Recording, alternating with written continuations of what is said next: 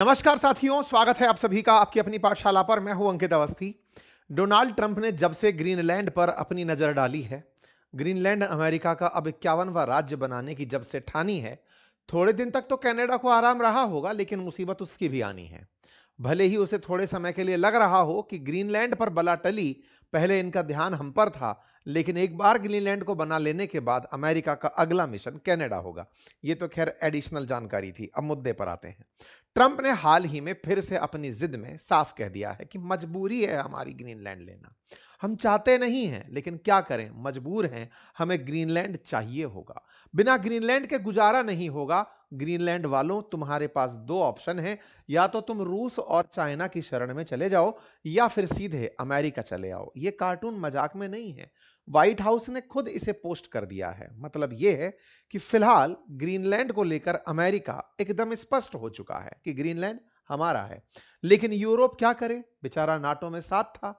उम्मीद थी कि कभी अमेरिका उसके साथ धोखा नहीं करेगा। आज यूरोप को खुद अपनी सेनाएं इस डर से वहां भेजनी पड़ रही हैं कि अमेरिका ग्रीनलैंड पर कब्जा कर लेगा। वारे समय, कभी ये सब लोग मिलकर एक साथ रहा करते थे। कभी ये 32 देश एक साथ इसलिए हुआ करते थे कि हम पर कोई हमला करेगा तो उस पर हम हमला कर देंगे। लेकिन क्या करें, अब एक जब एक को खा रहा है, ग्रुप के अंदर का एक सदस्य दूसरे को खा रहा है, तो हाल कैसे होंगे वो आपके सामने है। इस बीच में डेनमार्क के मिनिस्टर ने कहा है कि देखिए, आप लोग अगर इस तरह की हरकत करेंगे तो विकल्प हमारे पास युद्ध लड़ने के अलावा कुछ नहीं होगा। इसके चलते ग्रीनलैंड और डेनमार्क के मंत्री अमेरिका आए और मुलाकात किए। मेरे प्यारे साथियों, ग्रीनलैंड पर जितने भी अपडेट हैं, सिलसिलेवार तरीके से आपको इस चैनल पर दिए जा रहे हैं। भविष्य में भी मिलते रहेंगे। बेहतर है आप सब्सक्राइब कर लें। चैनल अगर आप सब्सक्राइब कर लें तो जैसे ही हमारा वीडियो आए आप तक नोटिफिकेशन आ जाए और हमारे लिए आप तक सूचना पहुंचाना आसान हो जाए। चलिए आगे बढ़ते हैं। तो अमेरिकी राष्ट्रपति डोनाल्ड ट्रंप ने बुधवार को अपनी तरफ से कह दिया कि ग्रीनलैंड अमेरिका में शामिल होगा। यह उनकी इच्छा है और इसके पीछे का बड़ा कारण है गोल्डन डोम। गोल्डन डोम क्या है? आप सभी जानते हैं कि हाल ही के समय पर जब इजराइल पर पड़ोसी देशों से, चाहे लेबनान हो, चाहे सीरिया हो, चाहे फिलिस्तीन का गाजा हो, या फिर यमन हो, ईरान हो, इनसे जब भी हमले हुए थे, तो इजराइल को नुकसान इसलिए नहीं हुआ क्योंकि इजराइल ने एक आयरन डोम नुमा संरचना बनाई हुई है। अर्थात कुछ इस तरह की मिसाइलें खड़ी कर रखी हैं कि जब भी कोई इजराइल पर हमला करने मिसाइल पहुंचती है, उन्हें वो हवा में ही मार गिराती है। आयरन डोम की तर्ज पर अमेरिका अमेरिका है तो आयरन डोम से थोड़ी काम चलेगा, सिल्वर डोम से भी नहीं, गोल्डन डोम या प्लेटिनम डोम टाइप की चिंता होनी चाहिए। तो ट्रंप ने खुद से गोल्डन डोम का अनाउंसमेंट कर दिया था। गोल्डन डोम के तहत अमेरिका अपने आप को कुछ इस तरह से शील्ड करना चाहता है कि दुनिया का कोई भी देश, चाहे अंतरिक्ष से हो या जमीन से हो, अगर अमेरिका पर मिसाइल दागता है तो चारों तरफ खड़ा हुआ उसका ये गोल्डन जोन सिस्टम, जिसमें तमाम प्रकार की जमीन से निगरानी की मशीनें लगी हैं, अंतरिक्ष से सैटेलाइट निगरानी कर रहे हैं, वो उन मिसाइलों को जो अमेरिका का निशाना बनाकर जा रही हैं, उन्हें रास्ते में ही बर्बाद कर दे। इसी को ही गोल्डन डोम परियोजना कहा गया है। और ट्रंप का कहना है जैसे आयरन डोम काम करता है, वैसे ही हमारा गोल्डन डोम अमेरिका की हिफाजत करेगा। ये गोल्डन डोम के बारे में इन्होंने साल की शुरुआत में, पिछले साल ही बता दी थी। और इसी गोल्डन डोम को इनका इस बार भी मंतव्य साफ करना है। इन्होंने 2026 में भी कल कहा कि गोल्डन डोम के लिए हमें ग्रीनलैंड जरूरी है। अब समझ नहीं आया कि यार गोल्डन डोम के लिए ग्रीनलैंड क्यों जरूरी है, जरा ये बताओ। इनका तर्क क्या था, अब वो सुनिए। इनका तर्क ये था कि ग्रीनलैंड असल मायने में अगर कोई मिसाइल रशिया से चलाकर अमेरिका भेजता है, तो रशिया से अमेरिका में आने वाली वेबसाइट को, वो वेबसाइट बोल रहा हूं, सैटेलाइट को, ये ग्रीनलैंड बीच में पड़ता है। तो ऐसे में रूस से अगर कोई मिसाइल चली और वो डेनमार्क में है, मतलब ग्रीनलैंड को पार कर रही है, तो हम यहीं पर ही अपना डिफेंस सिस्टम खड़ा कर देंगे। तो रूस से कोई भी मिसाइल अमेरिका पर आकर नहीं गिरेगी। यही असल में ग्रीनलैंड का मंतव्य है। इन्होंने बकायदा समझाया कि ग्रीनलैंड और अलास्का, ये दो क्षेत्र ऐसे हैं जो मेनलैंड अमेरिका की हिफाजत करेंगे अगर रूस की तरफ से कोई भी मिसाइल चलाई जाती है। इसलिए हम गोल्डन डोम में इसे यूज करना चाहते हैं। हम अपने हिफाजत के लिए, रशिया और चाइना से अपने हिफाजत के लिए ग्रीनलैंड को बीच में एक कर्टन के रूप में यूज करना चाहते हैं। ट्रंप ने साफ कह दिया, आई कांट रिलाई। अच्छा, फिर इनसे पूछा भी गया कि सर एक बात बताइए, डेनमार्क के बारे में क्या कहानी है? वो ग्रीनलैंड तो उसका है। बोले साहब देखो, ऐसा है कि वो लोग 2 स्लैड और लेके पहुंच जाएंगे। स्लैड बोले तो वो कुत्ता गाड़ी नहीं चलती है, कुत्ता बुलक कार्ट की तरह कुत्ता कार्ट जो चलती है, जिसमें 3 कुत्ते आगे लगे होते हैं, लकड़ी का पीछे स्लेज खींच के जा रहा होता है। बोले वो लोग वो खड़ा कर देंगे, उससे क्या हिफाजत होती है? हमारे पास सिस्टम है, हम ग्रीनलैंड को ले लेंगे। ट्रंप से जब भी पूछा गया कि सर देखिए वो आपके बारे में कह रहा है कि डेनमार्क आपके साथ गया था अफगानिस्तान युद्ध लड़ने, आप उसके साथ ऐसा कैसे कर सकते हैं? बोले thank you for your consideration, आपने याद दिला दिया, इसके लिए धन्यवाद। कुल मिलाकर ट्रंप को कोई असर नहीं पड़ रहा है।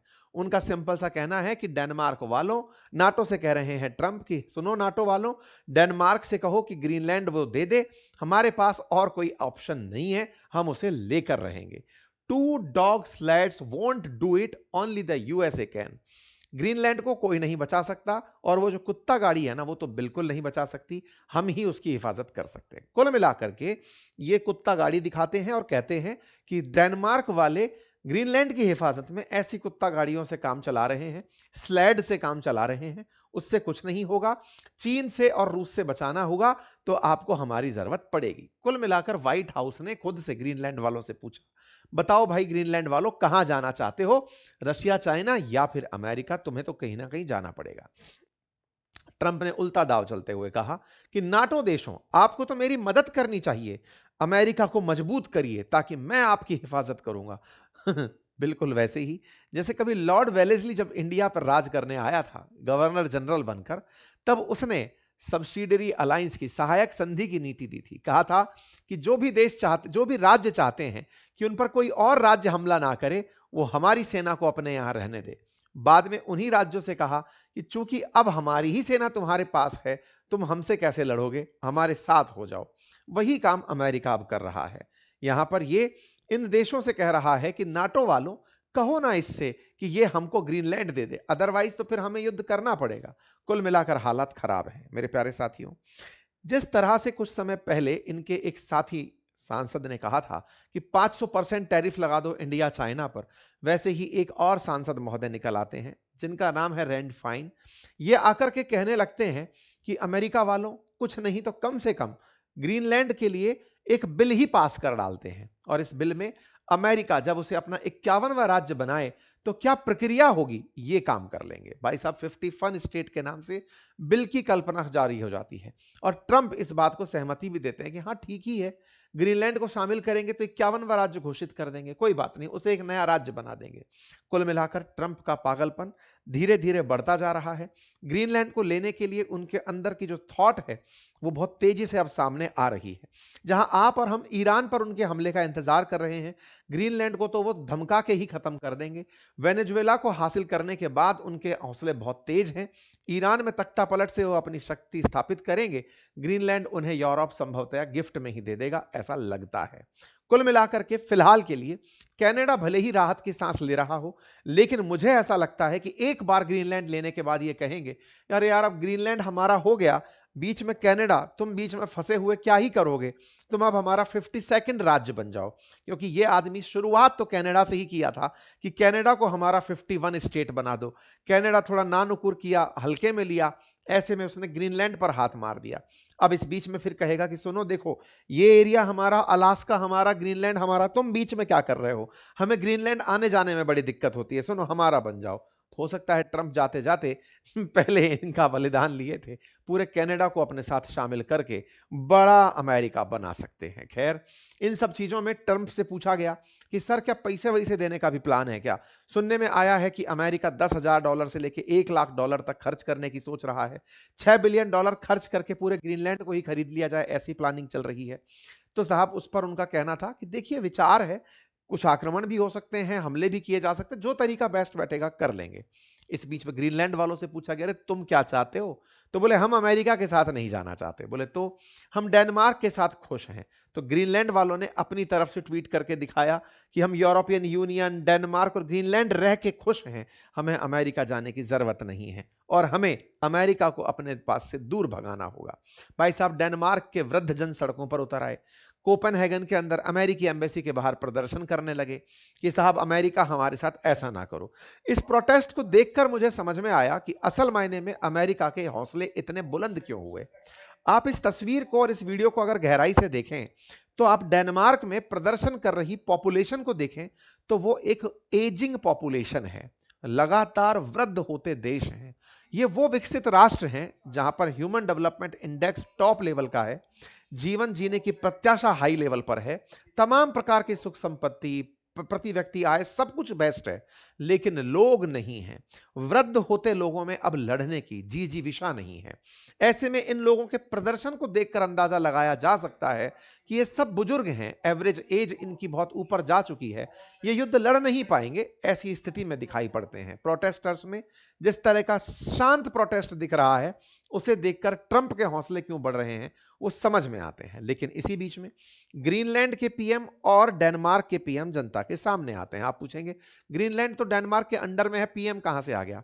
ग्रीनलैंड अपने आप को किंगडम ऑफ डेनमार्क के अंदर एक ऑटोनॉमस देश मानता है, जिसके मेजर डिसीजन डेनमार्क करता है, छोटे मोटे डिसीजन ग्रीनलैंड वाले ही कर लेते हैं। ऐसे में जो जेंस फ्रेडरिक नील्सन हैं, जो कि डेनमार्क के ही वो ग्रीनलैंड के पीएम हैं, उन्होंने कहा कि हम लोग डेनमार्क के साथ रहना चाहते हैं।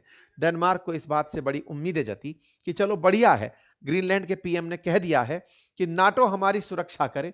अब नाटो से उम्मीदें हैं कि नाटो तुम बताओ क्या करोगे। ऐसे में डेनमार्क और ग्रीनलैंड के जो रिप्रेजेंटेटिव्स हैं वो अमेरिका पहुंचते हैं। ये कल की तस्वीरें हैं जब डेनमार्क के विदेश मंत्री और ग्रीनलैंड के मंत्री सब पहुंचते हैं अमेरिका में। उनका जिस प्रकार से आवाभगत हो रहा है उसे देखकर लगता है कि उन्हें काउंट ही नहीं किया जा रहा है कि तुम हमारे लिए मायने भी रखते हो। तस्वीरों को देखकर ऐसे लग सकता है जैसे पार्क में घूमने निकले हुए लोग हैं। ये जा रहे हैं किसी कार्यालय दफ्तर में, सेक्रेटेरिएट में काम कराने के लिए। ये जाते हैं, मुलाकात से पहले तस्वीरें डालते हैं। कहा जाता है कि दोनों मिलकर के मिनिस्टर ऑफ फॉरेन अफेयर्स से मिलने के लिए आए हैं। आने के बाद में ये पत्रकारों को जब संबोधित करते हैं, देखकर लगता है किसी रेस्टोरेंट के बाहर एक खाली टेबल लगा दी गई, जहां पर ग्रीनलैंड के विदेश मंत्री डेनमार्क के मंत्री के साथ मिलकर के पॉलिटिकल भाषण दे रहे हैं या फिर जनता को संबोधित कर रहे हैं, मतलब पत्रकारों को बोल रहे हैं, कह रहे हैं कि देखिए तरीका सही नहीं है, अमेरिका से हमने बातें की हैं, लेकिन इसका मतलब ये नहीं है कि हम बिना लड़े उसे ये सौंप देंगे। हम चाहते हैं कि बातचीत होती रहे, वे अहेड निकाला जाए। ग्रीनलैंड को लेकर अगर अमेरिका को लगता है कि नाटो की रशियन और चाइनीज फोर्सेस वहां आ जाएंगी तो हम सब मिलकर चलते हैं ना, हम सब मिलकर के ग्रीनलैंड की रक्षा करेंगे, नाटो फोर्सेस चल के ग्रीनलैंड की रक्षा करेंगी। अमेरिका ये क्यों सोचता है कि कब्जाना जरूरी है, उसका डिफेंस करके भी तो काम चला सकता है। कोई इंटरेस्ट नहीं ले रहा था इनकी बातों में।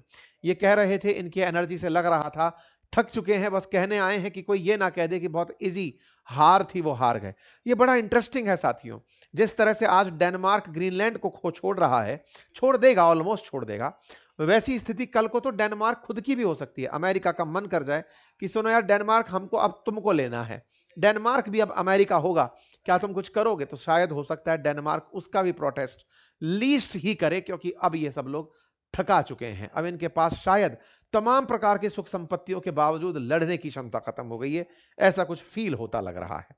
इस बीच में ये यूरोपियन देशों से आह्वान करते हैं कि देखो नाटो के भरोसे मत रहो, हमें ग्रीनलैंड के लिए चलना होगा। यूरोप का एक हिस्सा संकट में है, तो यूरोप के देश इकट्ठे होते हैं कि चलो चलो चलो चलो, हमको चलना है, ग्रीनलैंड को बचाना है। बस इसी काम के लिए कनाडा, फ्रांस, इन सब ने अपनी, जर्मनी, स्वीडन, फ्रांस, नॉर्वे, इन सब ने अपनी सेना को भेजना तय करा कि बोले चलो न्यूक में भेज दो, ग्रीनलैंड में जो न्यूक है वहां पर भेज दो। यहां पर तमाम प्रकार के स्वीडन से और सब जगह से ऑफिसर्स जो हैं वो ग्रीनलैंड पहुंचना शुरू हो जाते हैं, मैक्रॉन भी। लेकिन सब सब एक नंबर के चालू लोग हैं, हर जगह लिख ये रहे हैं कि डेनमार्क के कहने पर हम अपनी सेना भेज रहे हैं। It is an Denmark request that Sweden is sending personal from Arctic forces. Operation Arctic endurance के लिए डेनमार्क के कहने पर हम अपनी सेना भेज रहे हैं। हद है यार। इमानुएल मैक्रोन लिख रहे हैं, at the request of Denmark I have decided that France will participate joint exercise organized by Denmark in Greenland Operation Arctic Endurance. The first French military elements are already on their way, other will follow. इनकी खुद की हिफाजत करने की क्षमताएं नहीं है, लेकिन हाँ हर किसी, Norway has announce that it is sending soldiers to Greenland on Danish request. मतलब इससे ज्यादा क्या इंसल्ट हो सकती है। डेनमार्क खुद, मुझे लग रहा है, थाली में परोस के ट्रंप को ग्रीनलैंड दे देगा, क्योंकि इसके सहयोगी देश ही इसकी बेइज्जती कर रहे हैं। यूरोप के देश सेना भेज रहे हैं, बोले तुमने कहा था तो भेज रहे हैं, बाकी तुम तो हमारे क्या ही थे। भाई साहब यूरोप के अंदर जिस प्रकार की एकता दिख रही है, उसे देख के तो लग रहा है कि अब दुनिया के बाकी देशों को खुद से पहुंच जाना चाहिए कि सुनो ये यूरोप का देश हमें पसंद है, ले लेना चाहिए। अब तो ऐसा होना चाहिए कि जिनके पास में न्यूक्लियर बॉम्ब है, नॉर्थ कोरिया को खुद उठ के जाना चाहिए कि सुनो अब हमको डेनमार्क पसंद आ रहा है, ले रहे हैं। फिर वो कह रहा है नहीं हमको स्वीडन पसंद आ रहा है, हमको लेना है, ले लेते हैं, क्योंकि इनके सबके हाथ में से दम खत्म हो चुका है। आप सोच रहे हैं मरु मरी सी फोर्स ये भेजते हैं, हर जगह लिखते हैं डेनिश रिक्वेस्ट पर हम भेज रहे हैं। खुद कोई इस बात की अकाउंटेबिलिटी नहीं ले रहा है कि हमें डेनमार्क के साथ होना चाहिए, कि यूरोप को एक होना चाहिए। यहां पर साफ फोर्सेस भेज दी जाती हैं ग्रीनलैंड में, ये दिखावे की फोर्सेस हैं। अमेरिका जब कहेगा धप, ये सब लोग यहां से भाग के निकल लेंगे। ठीक है, फोर्सेस दिखाई देती हैं, सैनिक निकलते हुए दिखाई देते हैं, माइनस टेम्परेचर में दिखाई देते हैं। उर्सुला वॉन डेन से पूछा जाता है मैडम जी आप क्या कहेंगी, कहते हैं Greenland belongs to its people, so it's up to Denmark and Greenland and only to them to decide on matter. मतलब ईयू का कोई लेना देना ही नहीं है। बोले ग्रीनलैंड और डेनमार्क डिसाइड करें उनको क्या करना है, हमारा क्या है। Greenland is part of NATO भाई साहब। खैर जो भी है, कुल मिलाकर के डेनमार्क की सेना, डेनमार्क के विदेश मंत्री, डेनमार्क के रक्षा मंत्री, उन सबके हाव भाव और बॉडी लैंग्वेज से ये लग रहा है कि ये चाहते हैं कि ट्रंप बस ग्रीनलैंड तक ही सीमित रह जाएं, कल को ये ना कह दें कि सुनो अब हमें डेनमार्क भी लेना है। बस इस तरह की इनकी रिएक्शंस और रेपुटेशन दिख रही है। खैर जो भी होगा, ग्रीनलैंड को लेकर के जो भी हो, लेकिन ट्रंप इस समय बढ़िया डिस्ट्रैक्टर बनकर मार्केट में चल रहे हैं। चाइनी लोग तो बड़े आराम से इनके आनंद ले रहे हैं कि ये आजकल नशा कर रहे हैं।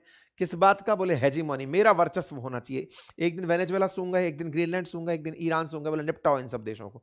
कुल मिलाकर के ट्रंप का वार गेम चल रहा है, वर्चस्व की अभिलाषा है और पीक पर ये चल रहे हैं। बाकी आप लोग इस विषय पर क्या सोचते हैं, अपनी राय जरूर दीजिएगा। चैनल पर नए हैं तो सब्सक्राइब कर लीजिए। इस बीच में रूस वाले बढ़िया आनंद ले रहे हैं। रूस वाले कह रहे हैं कि अरे कम से कम ग्रीनलैंड वालों और कुछ नहीं तो रशिया में शामिल हो जाओ, फिर देखो क्या आनंद दिलाते हैं। भाई साहब कुल मिलाकर के दिमित्री मेदवेदेव ने यही कहा कि ईयू में दम नहीं बचा है, अगर किसी को आना है हमारे साथ आ जाओ, बचा लेंगे तुम लोगों को। लेकिन ये अमेरिका की तरफ ही जाकर बसेंगे, रूसियों से तो इनको नफरत है ना।